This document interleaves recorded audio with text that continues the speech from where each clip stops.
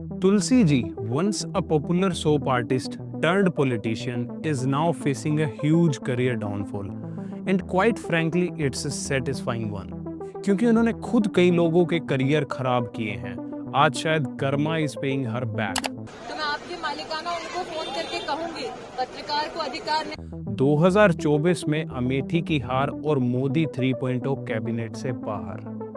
लेकिन इस delicious soap ऑपरा में डाइव करने से पहले मैं आपको एक जूसी स्पॉइलर देना चाहता हूं। सुनिए कि इस सेम स्मृति ईरानी ने अपने प्यारे मोदी जी के बारे में क्या कहा था 2004 में। ट्रस्ट मी, आप इस प्लॉट ट्विस्ट को सुनने के लिए एंड तक रुकना चाहेंगे। अब आप में से ज्यादातर लोग हमारी पॉपुलर प्रोटैगनिस्ट को बड़े अच्छी तरह जानते होंगे उनके पॉपुलर आइकॉनिक रोल की वजह से।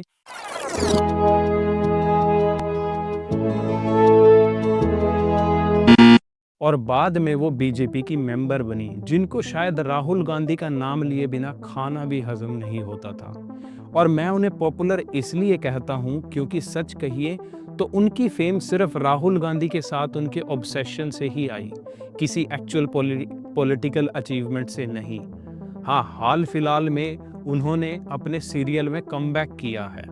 रीजन बीइंग कि बीजेपी ने उनको पूरा साइडलाइन कर दिया है। जैसे एक मूवी की शुरुआत में हमें लगता है कि ये मेन कैरेक्टर है, बट बाद में जाके पता चलता है कि वो तो साइड कैरेक्टर था। आज मेन स्ट्रीम मीडिया भी डेस्परेटली ट्राई कर रहा है उन्हें स्पॉटलाइट में रखने के लिए, नॉन स्टॉप इंटरव्यूज के साथ। लेकिन क्या फायदा जब उनकी खुद की पार्टी ने ही शायद उन्हें परमानेंटली बेंच पर बिठा दिया है। चलिए शुरू करते हैं शुरुआत से, जहां से ये ट्रेजी कॉमेडी शुरू हुई। स्मृति ने 2003 में बीजेपी को ज्वाइन किया और अपनी हाउसहोल्ड टीवी पॉपुलैरिटी की वजह से वो जल्दी ही पार्टी की लैंडर क्लाइंब कर गई।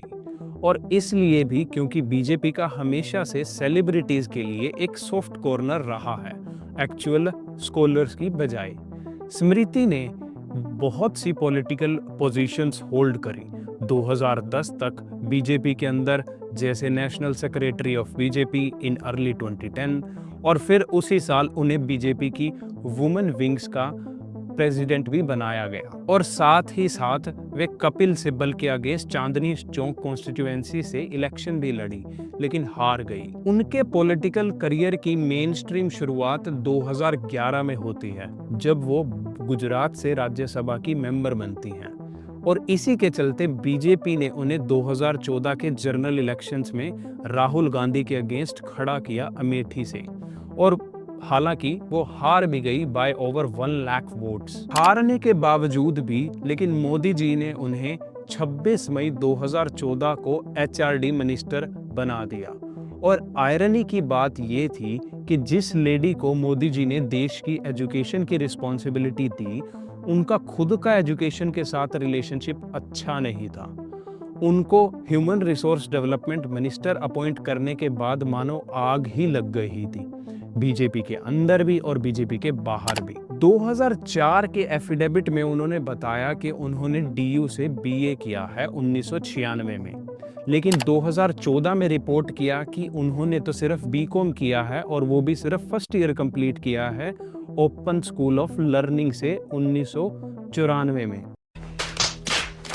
और इसी दौरान इंडिया टुडे समिट में 2014 में जब उन्हें अनपढ़ बुलाने पर क्वेश्चन किया गया, तो ड्रामेटिकली डिक्लेयर किया कि उनके पास तो येल यूनिवर्सिटी की डिग्री है। While you filed your affidavit before the Election Commission in 2004, you said that you'd completed your BA and you had a full degree. When it came to your 2014 affidavit, it became BA Part 1. So what's the mystery of the Smriti affidavit which never got done? You know, Rahul, in that kitty of mine where people call me Anpad, I do have a degree from Yale as well, which I can bring out and show how Yale celebrated my leadership capacity. Claim किया कि L ने उनकी leadership capacities को भी celebrate किया। अब इसमें plot twist क्या था? वो एक्चुअल में एक इंडियन एमपीज के लिए सिर्फ 6 दिन का लीडरशिप प्रोग्राम था, ना कि डिग्री। तुलसी जी ने लिटरली 1 वीक लॉन्ग सर्टिफिकेट को येल डिग्री ही बना दिया पूरी। अरे भाई, इतनी ओडेसिटी तो एकता कपूर अपने सीरियल्स में नहीं रखती। 2019 में फाइनली उनका मूवमेंट ऑफ ग्लोरी आया, जब राहुल गांधी को अमेठी में 55,000 वोटों से उन्होंने हराया। विक्ट्री ने उन्हें एक आम पॉलिटिशियन से रातों रात पॉलिटिकल सुपरस्टार में ट्रांसफॉर्म कर दिया। ये कम से कम खुद वो ये समझती थी। मोदी जी ने उन्हें women and child development minister की जिम्मेदारी भी दी, लेकिन विक्ट्री ने उन्हें पावर के नशे में इतना डाल दिया कि वो बिहेव करने लगी जैसे उन्होंने पूरा यूनिवर्स ही कॉन्कर कर लिया हो, ना कि एक constituency. Smriti Irani was a deadly combination of ignorance and arrogance. Miss Smriti Irani, corruption is what That's you a talk Mrs., about. not a Miss. Yes. Ms. I said. That's a Mrs. Ms. includes Miss and Mrs. No, you would know. I think you need to go to glamour school to understand the difference between the two. But that's All right. The MS is pronounced Ms. We don't know if they're married or single, okay? We're just using a title for women. So in the very formal situation and in business, this is what you should use, Ms. 2014 से 2019 के बीच उनका राहुल गांधी के साथ ऐसा obsession था जैसे मानो राहुल गांधी बिना नाम लिए उनका स्पीच खत्म ही नहीं होती थी। तो शायद मानो प्रॉम्प्टर भी ये सोचने में पड़ जाता था कि ये क्या हो गया। उनका सबसे आउटरेजियस परफॉर्मेंस 2019 पार्लियामेंट में आया, जब उन्होंने राहुल गांधी की वीमेंस सेफ्टी की बात को कंप्लीटली ट्विस्ट कर दिया। राहुल गांधी ने गवर्नमेंट को क्रिटिसाइज किया था ये कह के, नरेंद्र मोदी ने कहा था मेक इन इंडिया, कहा था ना। अब आप जहां भी देखो मेक इन इंडिया नहीं भैया, अब है rape in India. Rape in India, जहां भी देखो, अखबार खोलो,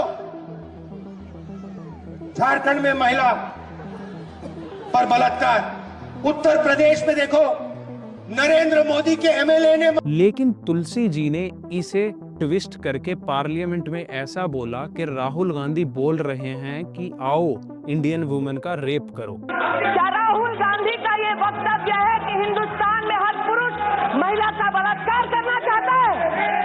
क्या राहुल गांधी का ये वक्तव्य है, संदेश है देश की जनता को कि वो सार्वजनिक आह्वान करते हैं कि देश की महिलाओं का बलात्कार होना चाहिए? फिर बारी आती है 2019 की। 2019 में इलेक्शन कैंपेन के दौरान उन्होंने राहुल गांधी और प्रियंका गांधी पे एलिगेशंस लगाया कि हरियाणा लैंड डील में करप्शन के बारे में। कांग्रेस ने कंप्लीट पेपर ट्रायल के साथ रिस्पोंड किया और प्रूव किया कि कोई भी करप्शन नहीं थी। कांग्रेस स्पोक्सपर्सन रणदीप सिंह सुरजेवाला ने तो ये तक कहा कि 2014 में राहुल से हारने के बाद मोदी जी और उनकी फेवरेट मिनिस्टर स्मृति ईरानी को रिवेंज लेने के चक्कर में इतने ब्लाइंड हो गए हैं कि फेक एलिगेशंस स्प्रेड कर रहे हैं और लोगों को गुमराह कर रहे हैं। लेकिन उनका मास्टरपीस ऑफ मिस इन्फॉर्मेशन 2022 में आया, जब उन्होंने फिर से फॉल्सली अलेज किया कि राहुल गांधी ने भारत जोड़ो यात्रा के दौरान स्वामी विवेकानंद को प्रणाम नहीं किया। ये झूठ इतना इजीली पकड़ा गया कि कांग्रेस ने side by side video release की। एक में वो फॉल्स क्लेम करते हुए स्मृति ईरानी जी की वीडियो और दूसरे में राहुल क्लियरली विवेकानंद मेमोरियल पे प्रणाम करते हुए।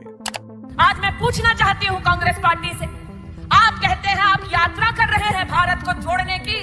अरे अगर कन्याकुमारी से चले तो कम से कम इतनी निर्लज्जता तो ना दिखाते, स्वामी विवेकानंद जी को प्रणाम कर कर तो बताते। लेकिन वो भी राहुल गांधी को ओह माय गॉड। ये किस्से परफेक्टली कैप्चर करते हैं कि कैसे बीजेपी मिनिस्टर्स टॉप से बॉटम तक बिना किसी रिसर्च के क्लेम्स बनाते हैं और अनफॉर्चुनेटली बहुत से लोग इन फैब्रिकेशंस को बिलीव भी कर लेते हैं। फिर आया 2024 का साल। इस बार उनका सामना राहुल गांधी से नहीं बल्कि कांग्रेस के वेटरन किशोरी लाल शर्मा से हुआ अमेठी में, और रिजल्ट 1,67,000 वोटों से वो हार गई।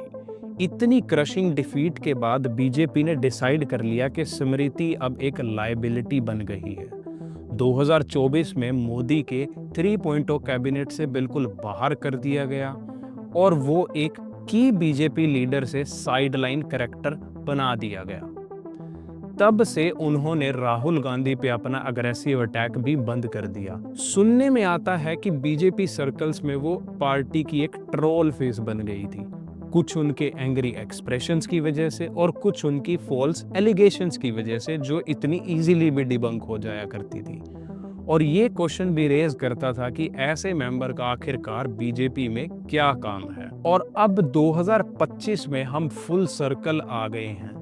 वो क्योंकि सास भी कभी बहू थी सीरियल में वापस आ रही हैं। मीडिया डेस्परेटली ट्राई कर रहा है उन्हें लाइमलाइट देने की, इंटरव्यूज आफ्टर इंटरव्यूज के साथ।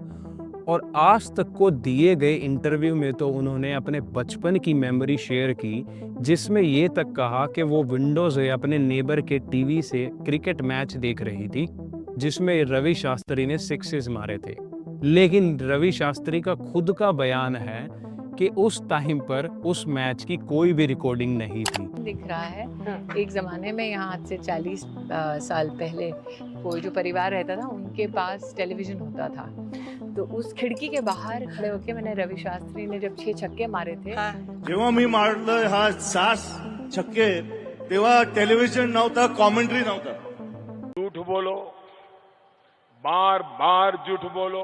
अब बारी आती है हमारे अल्टीमेट स्पॉइलर की, जो मैंने आपको बिगनिंग में प्रॉमिस किया था। दिसंबर 2004 में बीजेपी की इलेक्शंस में हार के बाद स्मृति ईरानी ने पब्लिकली नरेंद्र मोदी को क्रिटिसाइज किया था 2002 गुजरात दंगों के लिए।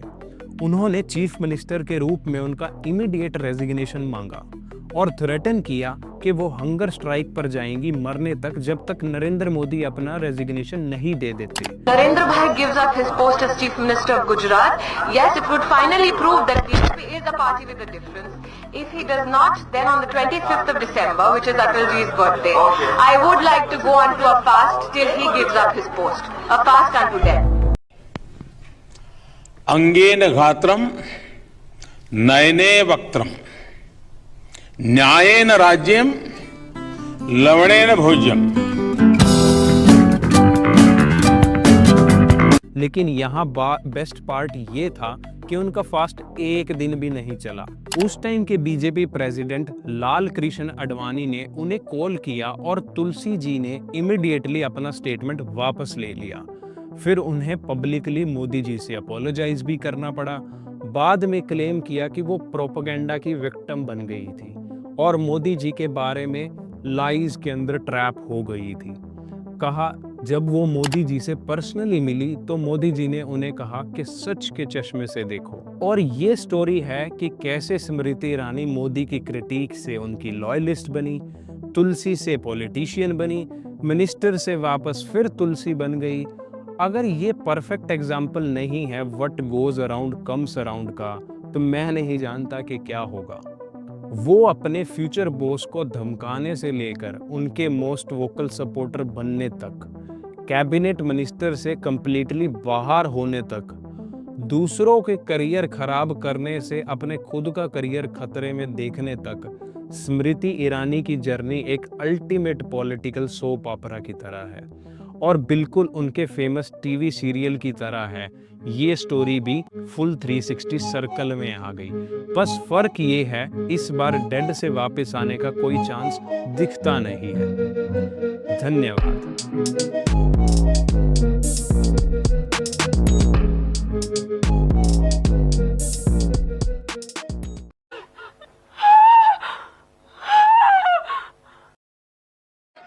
बाहरी थे आप लोग, अंदर अलाउ नहीं था। बाहरी थे आप लोग, अंदर अलाउ नहीं था। Oh my God, oh my God.